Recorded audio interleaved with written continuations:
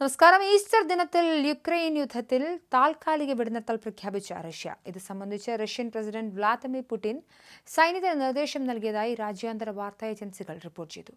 Russian പ്രാദേശിക സമയം ശനിയാഴ്ച വൈകിട്ട് 6 മണി മുതൽ തിങ്കളാഴ്ച പുലർച്ചെ വരെയാണ് വെടിനിർത്തലെന്ന് റോയിറ്റേഴ്സിന്റെ റിപ്പോർട്ടിൽ പറയുന്നു.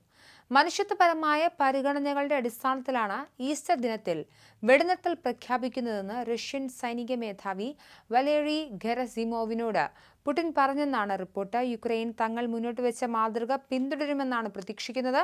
അതേസമയം തന്നെ വെടിനിർത്തൽ ലംഘനമോ ശത്രുവിന്റെ ഭാഗത്തുനിന്ന് പ്രകോപനമോ ഉണ്ടായാലും പ്രതിരോധിക്കാനും സൈന്യം തയ്യാറാണെന്നും പുടിൻ പറഞ്ഞു.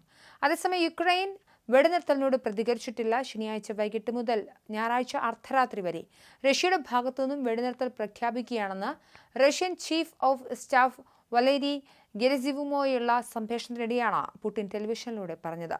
റഷ്യയുടെ മാതൃക യുക്രൈനും പിന്തുടരുമെന്നാണ് താൻ കരുതുന്നതെന്നും പുടിൻ പറഞ്ഞു.